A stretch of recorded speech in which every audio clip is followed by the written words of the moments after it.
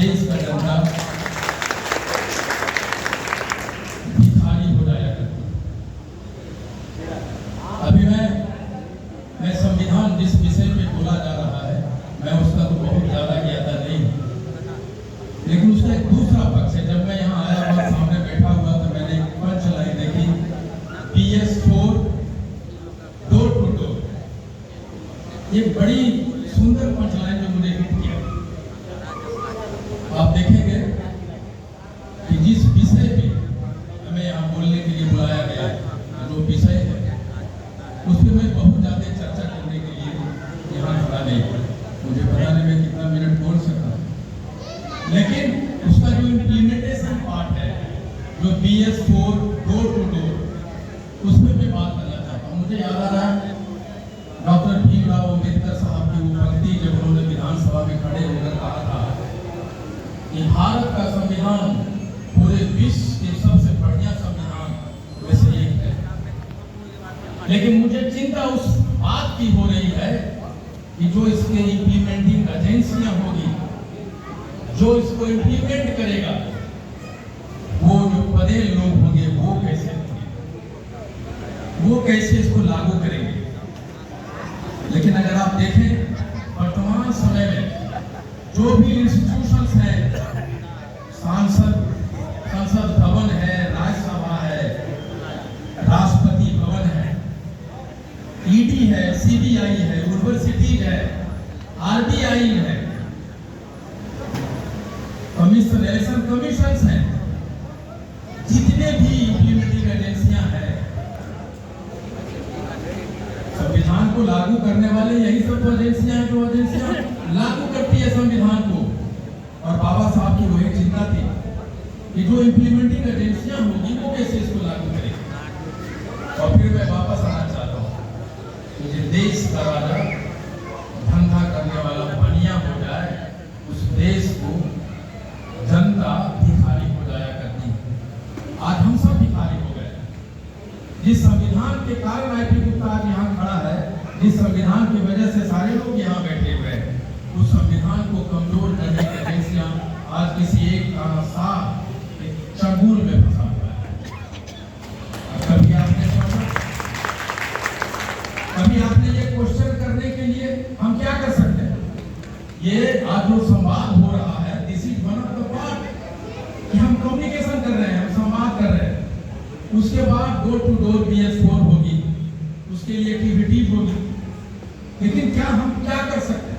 कभी आपने सोचा कि संसद भवन में ये जो बहुजन समाज की बात आप कर रहे हैं, जिनके लिए हम लोग यहाँ आए हैं, उसमें 141 148 SC ST के समाज के लोग, अगर बहुजनों की बात करें 200 से ऊपर आ जा रहे हैं, जिनको हमने चुन के भेजा है इस उम्मीद से कि हम इस सांसद को चुनने जा रहे हैं, संसद भवन में बनने वाले कानून में हमारी रक्षा करेगा। लेकिन क्या ऐसा हो रहा है? ये जो 200 से अधिक सांसद हैं लगभग, वो क्या हमारे जो देश के कानून तोड़ा मरोड़ा जा रहा है? क्या हमारे जो लोग हैं जिसके लिए हम खून पसीना एक करते उनको भेजते हैं, वो क्या कर रहे हैं? क्या उनकी मुंह पे ताला नहीं है? क्या उनके हाथों में पैरों में जंजीर नहीं है? कौन है जो हमारी बात उड़े?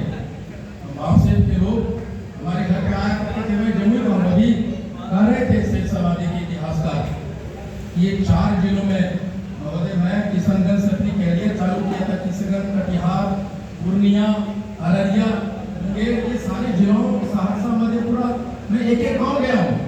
मेरा घर पहला घर किशनगंज में, जहाँ 75% मुस्लिम रहते हैं, और उस जहाँ 75% मुस्लिम हो, उस जिला का भाईचारा देश के नंबर 1 में गिना जाता है।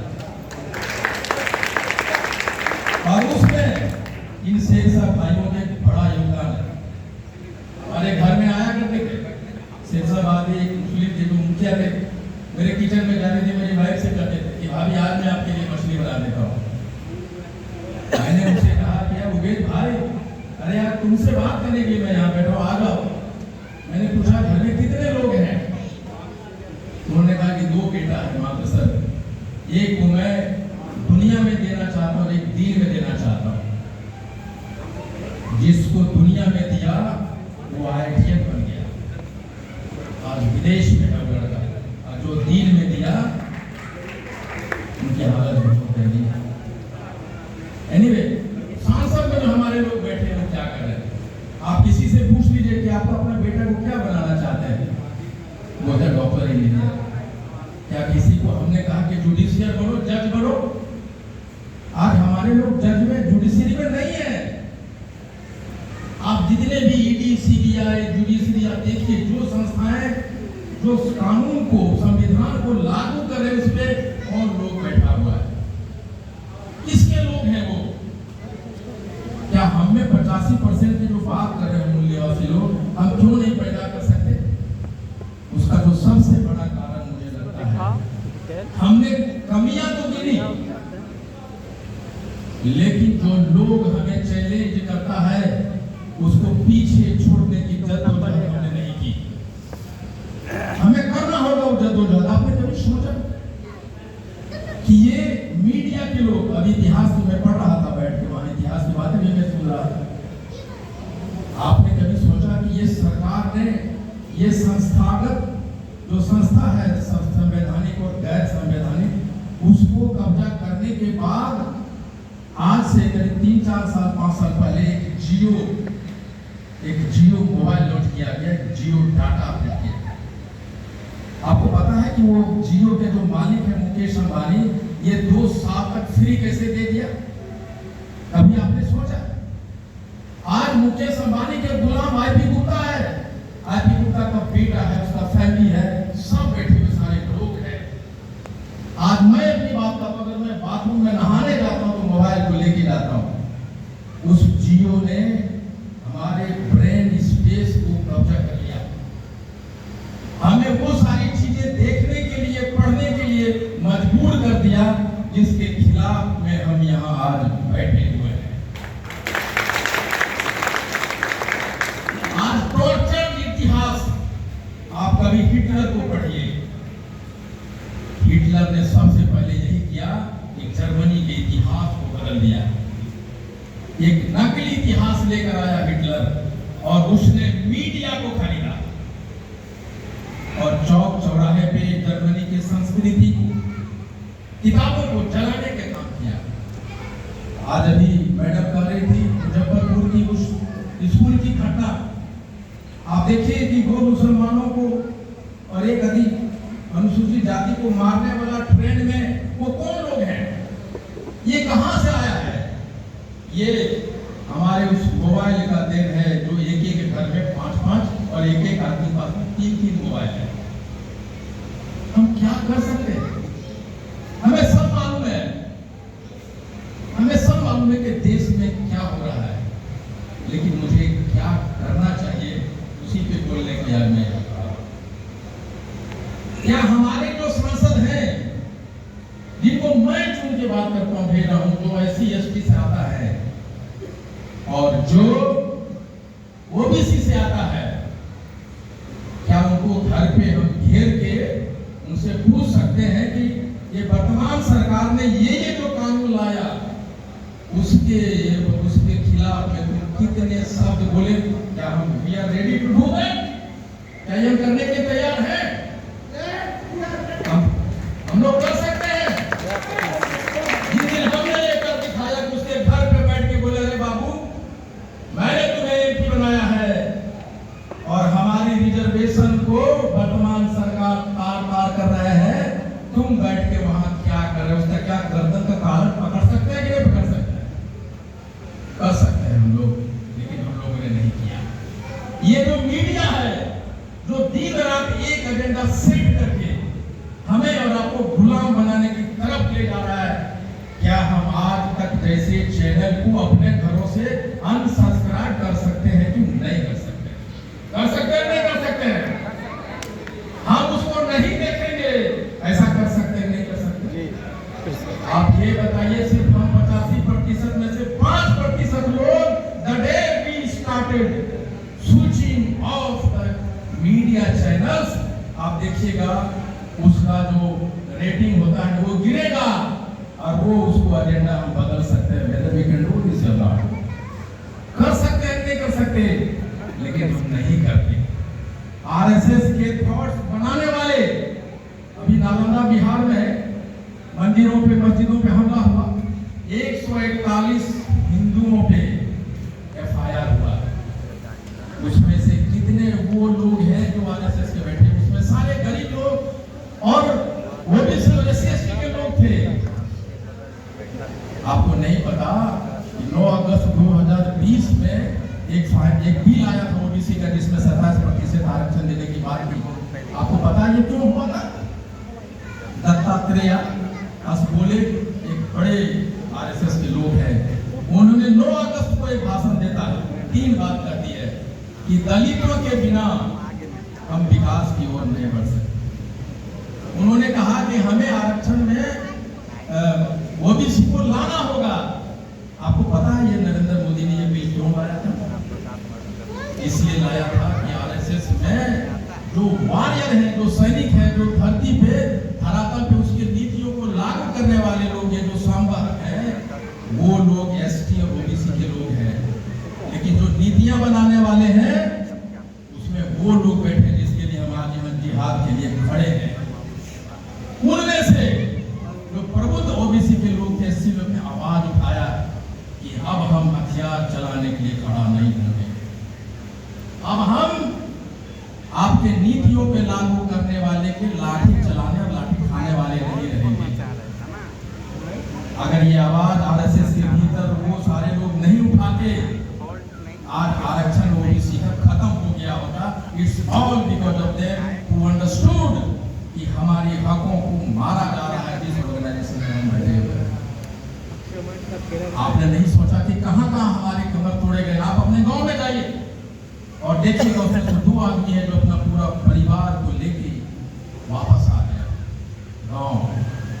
आपने कभी सोचा ये नोटबंदी एक स्कीम थी जिसमें एक ऐसा चार्ट था जहां से जो छोटे छोटे मजदूर लोग जो शहरों में काम कर रहे थे, छोटी छोटी कंपनियां थी, उसको बंद करने का एक स्कीम था नोटबंदी। लाखों छोटे छोटे जो कंपनियां थी बंद हो गए। उसमें काम करने वाले कौन थे? हमारे और आपके भाई थे, बहन थे। तोड़ दिया गया नोटबंदी का। हमने कहा, उसने कहा कि ब्लैक मनी लाने की बात कर रहा हूं, लेकिन बात कहीं और था, निशाना कहीं और। उसके बाद जीएसटी उन्होंने लाया, जो और मिडिल क्लास की कंपनियां बच गई थी, गलत जीएसटी लाए उन्होंने। और बाकी जो कंपनियां थी सारी की सारे, इसका मतलब क्या हुआ? सारी चीज क्यों हो रहा था कि जो पूंजीपति है, जो रूस में, जो चाइना में कर रही है सरकार, कि जो तानाशाह होते हैं, वो देश की सारी संपत्तियों को 3 या 4 लोगों के पास जमा कर देते हैं और उसी संपत्ति, देश का सारा संसाधन उस आदमी के पास चला जाता है जो इसका राइट मैन होता है। ये अमेरिका में, ये चाइना में हुआ, ये रसिया में हुआ। जीएसटी लाया, एक गलत नीति का, जो जितने भी छोटी कंपनियां थी वो बंद हो गई और इकोनॉमी धड़ाम से नीचे गिरा। देश में लोग बोला कि इकोनॉमी नरेंद्र मोदी ने, सॉरी मैं नाम नहीं लेना चाहता, एक तानाशाह ने ला दिया। उसको कवर अप करने के लिए 2 साल के लिए देश को कोरोना करके बंद कर दिया। पाकिस्तान में भी कोरोना था ना भाई, कोरोना में कहां पाकिस्तान के लोग मरे, हम कैसे मर सकते थे? क्या उसको क्लस्टर वाइज नहीं कर सकते थे? क्या कर सकते थे? लेकिन उसने नहीं किया।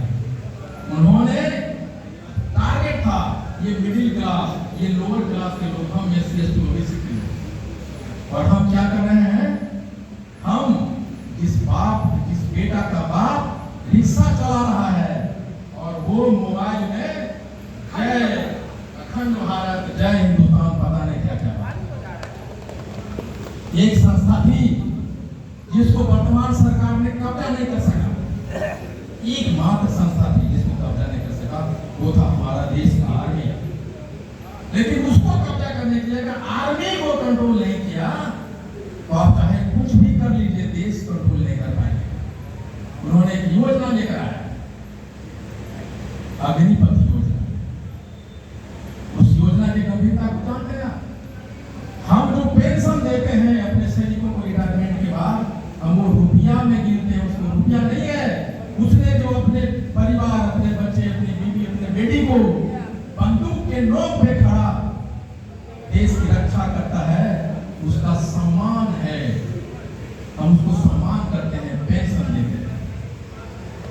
लेकिन उन्होंने क्या लाया कि हमारे पास देश में पैसा नहीं है देने के लिए, उसने लाया अग्निपथ योजना 4 साल के लिए। ये 4 साल वाली योजना अगर 20 साल चलती है तो सेना की जो 16 लाख क्षमता है वो घट के 8 लाख हो जाएगी। टारगेट समझिए, कंट्रोल कैसे सेना को करना, 8 लाख कर दिया, उसके बाद 75% बाहर करना, 25% लेना है। तो जो 25% लेना सेना में, मैं कटिहार में जब गुजर रहा था तो रेलवे स्टेशन को देखा, मेरी पुरानी बातें याद आ गई, नेवी का एग्जाम देने के लिए। उस समय अभी अग्निपथ योजना से पहले जाति नहीं पूछा जाता था सेना में, लेकिन अभी एक जाति का कॉलम है। इसका मतलब क्या है कि जो 25% लोग सेना में जाएंगे वो लोग कौन होंगे, वो निश्चित मूल निवासी नहीं होंगे। टारगेट कहां है? टारगेट है सेना के मानवीय क्षमता को पहले 50% करो, और उस 50% में एटलीस्ट 25% हमारे लोग जाए जो मूल निवासी नहीं हो, इसलिए जाति लिखा गया। और तीसरा कह रहा है कि टेक्नोलॉजी लाना है, और जब टेक्नोलॉजी लाएंगे तो उसमें मानव लोगों की, मानव सैनिक की जरूरत नहीं है। कभी आपने सोचा ये जो रिजर्वेशन हो रहा है, मैं छोटी सी 5 मिनट और बोल सकूं, एक छोटी